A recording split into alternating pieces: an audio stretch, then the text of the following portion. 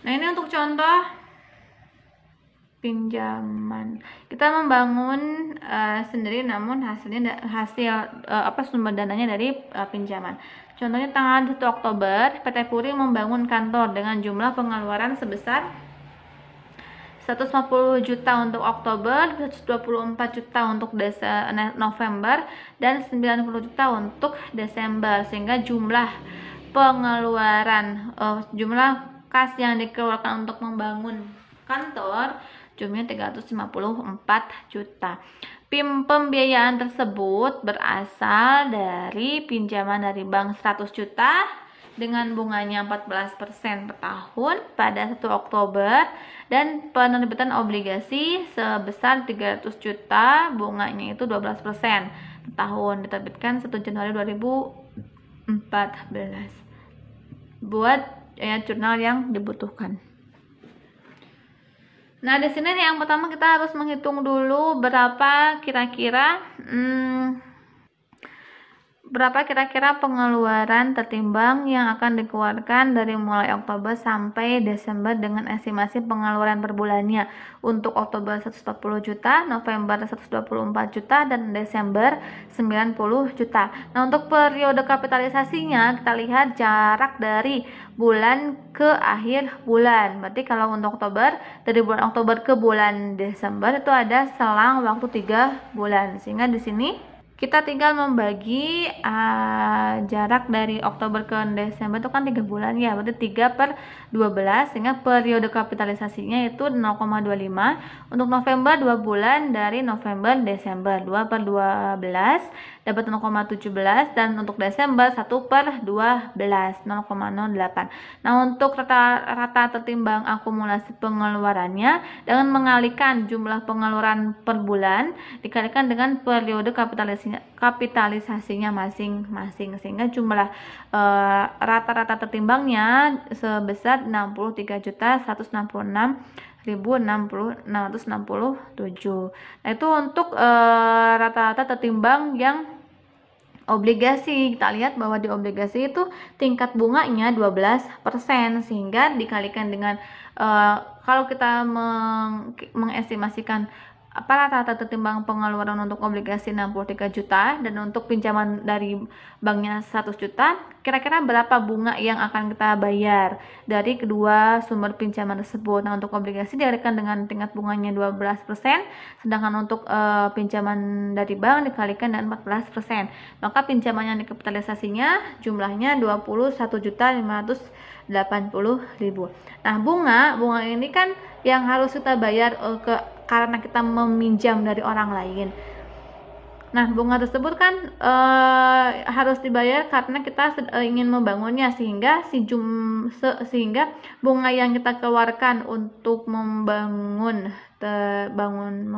tersebut kita akui sebagai penambah kos. Maka nilai 21 juta itu kita masukkan ke penambahan kos atas building sebesar jumlah bunga yang tadi dihitung di debit. Di kreditnya itu ada interest expense yang 21 juta tidak dianggap sebagai beban karena itu beban tersebut digunakan untuk membangun bangunan, maka masuk ke harga perolehan building. Kreditnya atas interest expense. Lalu di yang ketiga, nah, rata-rata bangun tingkat bunga pinjamannya berapa? Ternyata dari obligasi itu jumlah bunga atas pinjaman dari obligasi nilainya 36 juta. Dari si nominal obligasinya 300 juta dikali tingkat bunganya 12% dan bunganya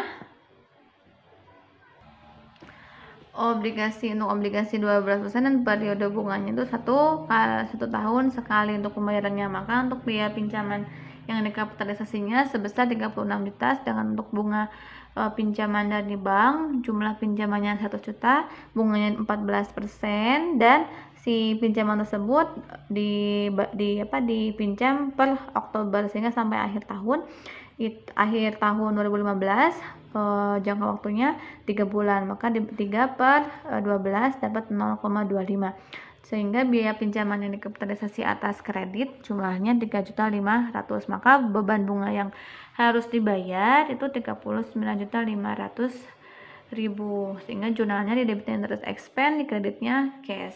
Lalu yang keempat, ketika perusahaan menerima kas dari pinjaman dari bank, sehingga si perusahaan akan mengakui adanya penambahan kas dan di kreditnya ada penambahan pinjaman bank atau bank loan, jumlahnya 100 juta. Yang kelima, mencatat pembangunan gedung. Di debitnya itu karena gedung tersebut di jumlah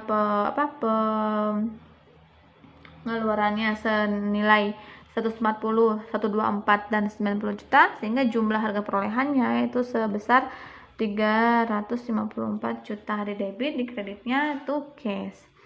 Lalu yang selanjutnya membahas tentang pertukaran aset. Untuk pertukaran aset ini kadang-kadang kita jika kadang-kadang kita menukarkan barang, itu ada yang si barang tersebut diketahui harganya, ada juga yang tidak. Nah, kalau sepertinya kita tidak mengetahui nilai wajar dari barang yang salah satu barang, maka ini ada ketentuan-ketentuan yang harus digunakan. Dari rumus pertukaran aset berdasarkan nilai wajar antara aset yang diserahkan dengan aset yang diterima, ada beberapa kondisi yang bisa kita pertimbangkan.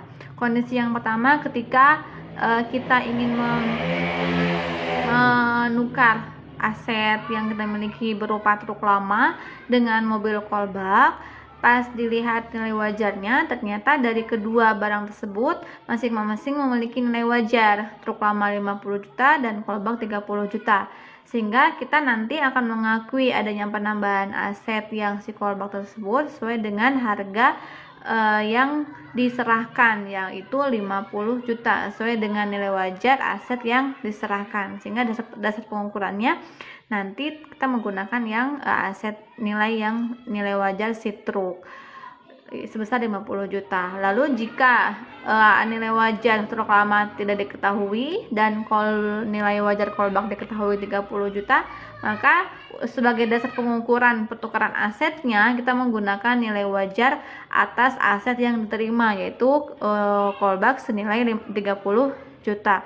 Kondisi yang ketiga, jika nilai wajar aset yang diserahkan berupa truk tidak ada dan aset yang diterima juga tidak ada, maka kita menggunakan nilai tercatat dari aset yang diserahkan. Kita harus melihat berapa nilai buku atau nilai yang tercatat di laporan keuangannya dari aset yang diserahkan oleh kita. Karena aset yang diserahkan yang berupa truk, kita harus melihat berapa harga perolehan atau harga beli pada saat kita memperoleh truk tersebut. Ternyata pas lihat harga perolehannya itu diasumsikan 200 juta, selama masa manfaatnya sudah terjadi akumulasi penyusutan senilai 180 juta, maka nilai tercatatnya tinggal 20 juta. Nah, dasar pengukuran pertukaran aset jika aset yang diserahkan dan aset yang diterima tidak diketahui nilai wajarnya, itu pengukurannya menggunakan nilai buku atau nilai tercatat senilai 20 juta.